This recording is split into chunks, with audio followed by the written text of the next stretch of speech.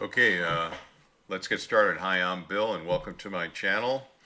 If this is your first time at the channel, you might want to take a look at a video I created called Astro Vagabond Channel Introduction. Start here. It'll give you a little bit about information about the intent of the channel and set your expectations about the channel. I'm a beginner and I'm basically documenting my learning progression in hopes that it may be able to help somebody else that might be starting as a beginner or is thinking about getting into deep sky object imaging.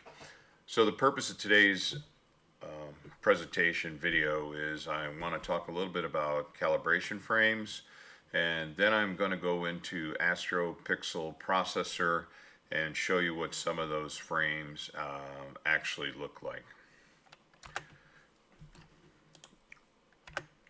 Okay, right here is a tip that I need to make sure I understand, because I just checked my camera a little while ago and I did not have the automatic sensor cleaning option disabled. So again, that's important because you want any dust motes to stay in the same place as when you capture the light frames versus when you capture other calibration frames. And again, the light frame is the actual exposure of the deep sky object. And so why are calibration frames important? They're clearly the first step in image processing, and it's my understanding that you want to nail your calibration frames because they do play an important role at trying to subtract out different types of noise and vignetting patterns and those type of things. So they adjust the characteristics and noise of your camera sensor and optical system. And again, right now I'm a DSLR shooter using a Canon 6D. And like your light frames, which are the images of the deep sky object, when you're talking about calibration frames, the more the better. And again, the calibration frames are used to correct the exposure of the light frames. And I just want to make a note here is I'm located in a Bordeaux Class 8 zone, and for those of you that are just thinking about getting into deep sky object imaging, light pollution can clearly definitely impact the results that you should expect from your imaging efforts. And I do have an astronomic CLS light pollution filter. It clips into my Canon 6D. I got to lock the shutter up and then put it in. I have not opened this yet. What I want to do is I want to do some imaging without adding a filter, and then I'll add a filter in, a light pollution filter, and I'll do a video on that in a bit. In a week or so, to see if there is actually, what are the differences between using a light pollution filter and not using it in a Bordeaux Class 8 area where I'm located. One of the calibration frame types is called a flat or flat frames.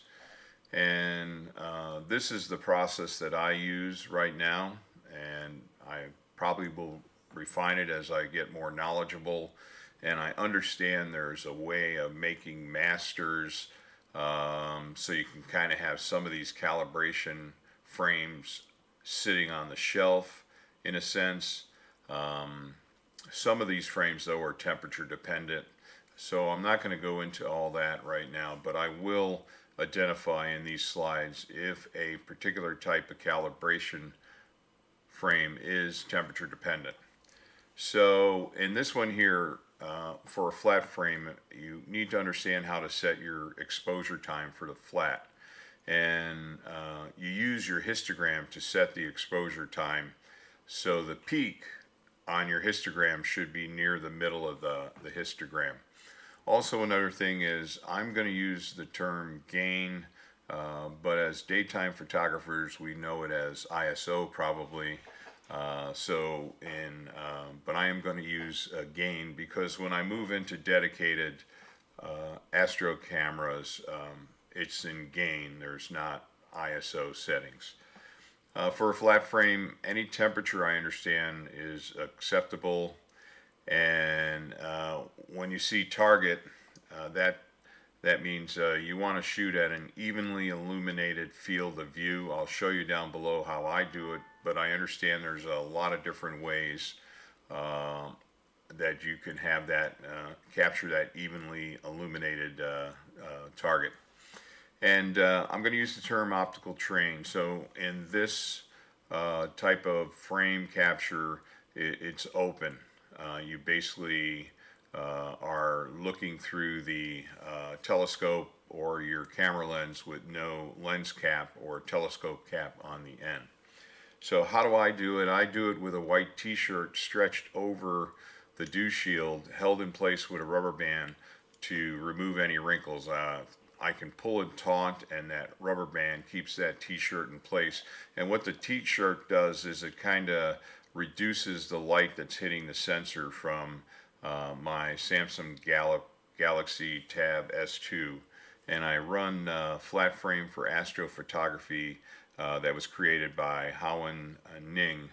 And I captured my flats that I'm going to show you using backyard EOS. Now, there are specialized flat frame lights. Some I see are in a couple $100 range. I don't know enough about this area right now to know what I should purchase or if I should purchase. So right now I'm basically using a white t-shirt over the end of my telescope and my tablet to create the evenly illuminated light. A dark frame, your exposure time should be the same as your lights. Gain, the same setting.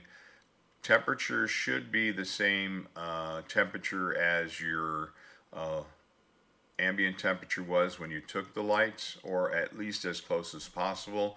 In the progression of taking images overnight, if you take your lights first and then later you do your darks, well, the temperature may have dropped over that period of time that you were capturing your light exposures.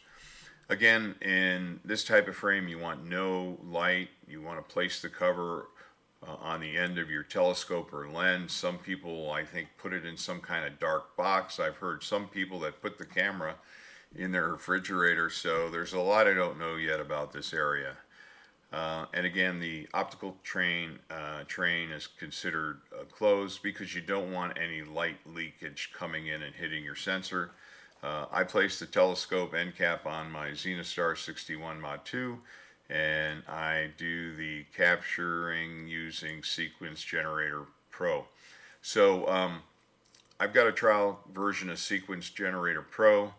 I haven't learned how to use the flats wizard in Sequence Generator Pro, and so that's why I'm bouncing back between backyard EOS and Sequence Generator Pro. In time, I'll learn the proper way to do it in Sequence Generator Pro. So that's why you might see the differences there.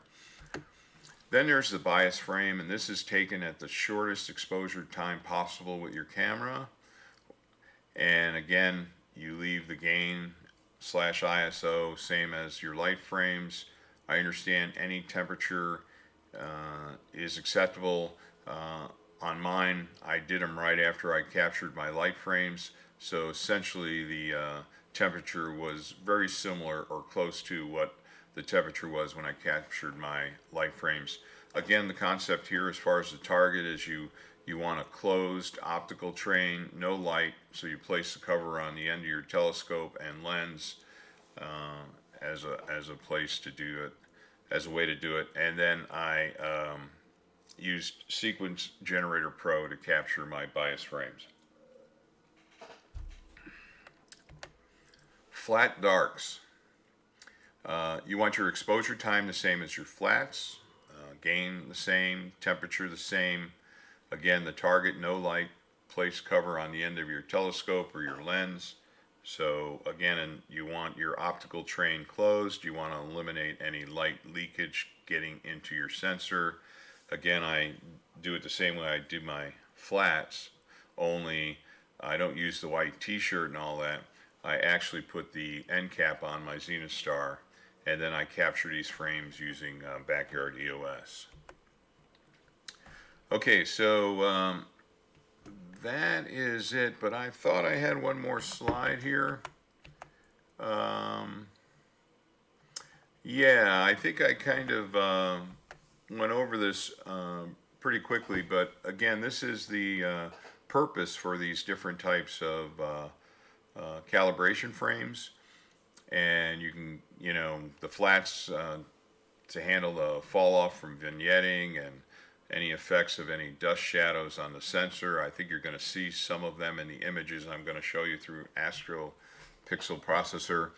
And any variation in the photosite sensitivity. If you're not real familiar with your camera sensor yet, you have photosites that collect the photons of light coming in. Some people refer to them as pixels, but that's what that's about. The darks is really trying to capture the thermal signal of your sensor and also account for any hot or cold pixels which can occur on your DSLR sensor. The bias, what that tries to do is capture what the camera sees without any signal, any light coming in, or any heat associated with that light coming in from registering. I need to understand that a little bit more, but it basically establishes your camera's bias signal and read noise. And as far as dark flats, I just don't really understand them yet, so I can't explain them. I take them. So far, I'll probably continue to take them because they're relatively easy to capture, but I don't really know what they mean. So, okay, I think that kind of covers everything there. So let's get rid of that. And what I have here is Astro Pixel Processor. It is the software I am going to use to do the image processing. I believe I paid $75 for 1 year of use. I elected the renter option, and so I would have to renew it each year. As you watch some videos out on YouTube, you'll see that many of the more advanced astrophotography people use something called Pix Insight. I thought that would be too steep of a learning curve for me right now, so I had trialed Astro Pixel Processor, or also known as APP, and I liked what I saw. I liked the interface, so I decided to commit to a license, and that's what I'm going to do. This one I'm going to use going forward. I'm not going to dig into all of Astro Pixel Processor because I just don't know enough yet. I know enough to get my calibration frames and my lights loaded. And essentially on the left side of the screen, I think as you're looking at it, will be the stacking area, and there's some things you can do to remove light pollution and vignetting and calibrate your frames and those type of things. And then on the right side is basically where you can do some image processing, such as stretching and other things. I've got a lot to learn here. I'm going to take it very slow so I don't get frustrated. Image processing is where the magic happens. It's where we're probably going to spend the majority of our time. After we do our data acquisition, we'll probably spend more time in this area than in the actual data acquisition area. Now, some people also use Deep Sky Stacker. I have it. I am going to use it from time to time just so I can compare it to Astro Pixel Processor.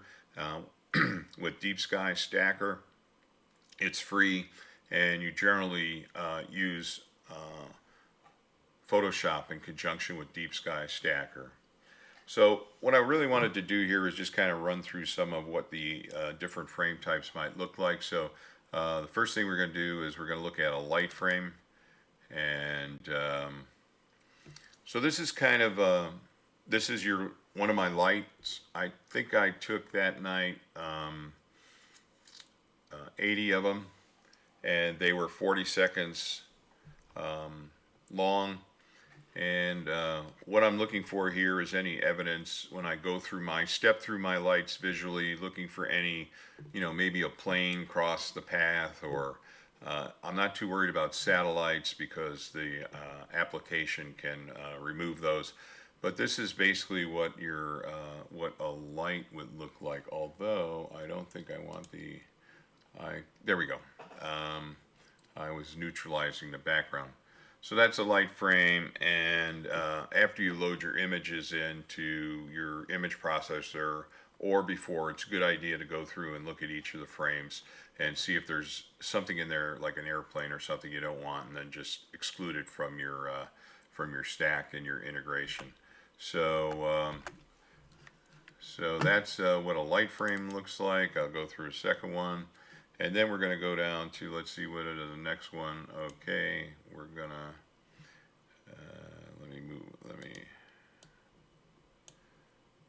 so then we're going to go into that, we'll go into a flat.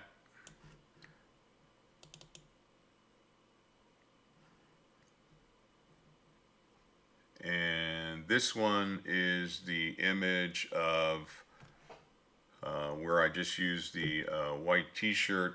Now, interesting, in this view here, I see that my peak is not towards the center of the histogram. So again, this is brand new to me. I am going to take a lot of time to understand all this, but I'm just trying to show you what the different calibration frames may look like. And then let's go down here. And here's a dark frame. Basically black, but there's actually information in there that the image processing software can utilize. Here's a dark flat. Again, these are taken as the same exposure as your flat.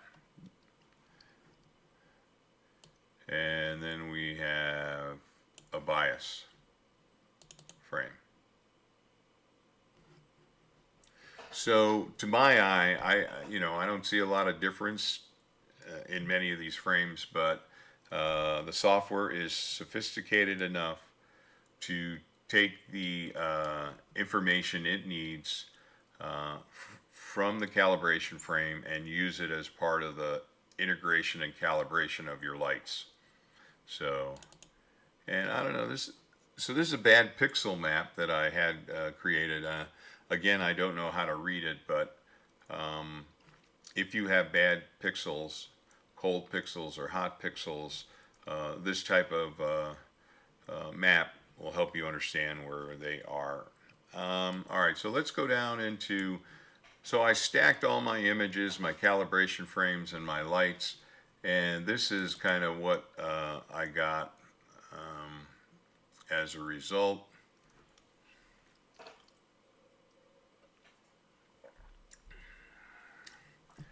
So this was what I got as a result, and I'm gonna kind of skip to a different type of frame. Again, over on this left-hand side here, there's a bunch of things you can do to correct vignetting, remove light pollution, calibrate your background, star colors, and those type of things. But let's just jump down to some of the final processed images.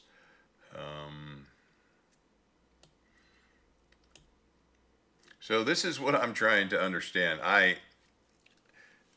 We will learn, or I will learn, and I imagine you may have already learned because you do this, what's wrong from this image. And there are some spots here that might be dust motes. I don't know really what those are yet. And we see a little bit of a nebula up in this corner here. When I look at this image, I'm trying to see, do I see any star trailing? I'm not auto guiding yet, so it seems like my Skywatcher HEQ5 is tracking properly, at least on a 40-second exposure. I believe maybe my exposure was a little bit too long. In light polluted areas, it's better generally to go with shorter exposures but more of them. So again, this was just a starting point for me. I had my mount out there, I had my telescope. I was able to actually slew my scope using Cartes Du Ciel to move it to a target that I wanted to image. I don't know, I picked something called Ori, and little did I know there was Ori 48, Ori this, Ori that. So, and I did not have plate solving operating yet. I'll do a video on that once I get it going. So I just know that I was somewhere over in the Orion area, and what is up in this right hand corner might be part of the Horsehead Nebula area, but I don't know that for sure. So that's one image, and then with some manipulation over on the right hand side, I get this image.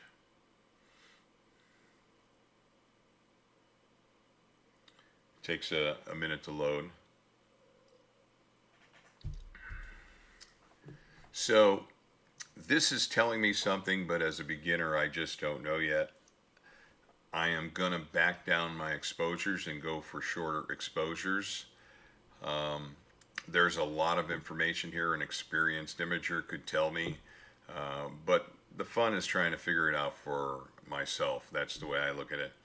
But you know that after I did some processing over in the right hand side, kind of just poking and hoping, we saw some more definition in this nebula area over here. Since I didn't know exactly where I was, I don't know what exactly this image is supposed to look like, but I can tell you all this white stuff is not good. And so these are just things that I have to sort out. And then just quickly what I wanted to show, if you bring an image into, here's the same image in Photoshop. I saved the image out of Astro Pixel Processor into a TIFF, and then I brought it into Photoshop. Again, I'm way off, but that's okay. I'm not frustrated.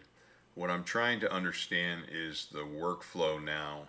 As I start to capture data, of course I got to use the right exposure settings and those type of things to get good data, because, you know, bad data in, bad data out. So I need to make sure in the data acquisition phase my data collection is good, following best practices, exposure set properly, duration of exposure set properly.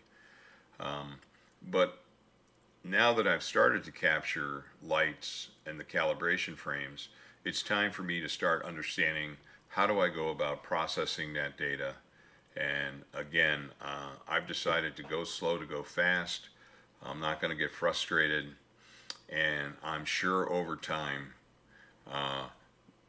the resulting images are going to get a little bit better and a little bit better as I increase my knowledge in the data processing area, and I increase my knowledge on the use of Astro Pixel Processor. And I do think it's important for me to understand when I select something in Astro Pixel Processor, why am I selecting that? And what should I expect the result to be, rather than just looking at somebody's video and they selected this, this, this, and this. I think for the long term, the more I understand why I select what I select, will help get me to better outcomes more quickly. So anyway, I don't know if this was helpful, but if you like this kind of content, please give it a thumbs up. As always, I welcome new subscribers. What I really wanted to share with you, if you're going to follow the channel, is that I'm starting the new phase in the entering the data processing area. I've got so much to learn. If you can give me pointers through your experience, fantastic. Again, this channel is more about people thinking about getting into deep sky object imaging, and they get insight into some of the workflows and things that you have to do in the deep sky object imaging area. And then it's also a way for people that may be a beginner like me and just starting to go up that learning curve ramp to share things through our eyes. What are we seeing? What are we dealing with? What is it we don't understand? And then maybe through the comments and questions, we can help each other as beginners fill in some of these knowledge gaps through our shared experiences. So anyway, I hope this made sense. Thank you for dropping in on the channel, and until next time.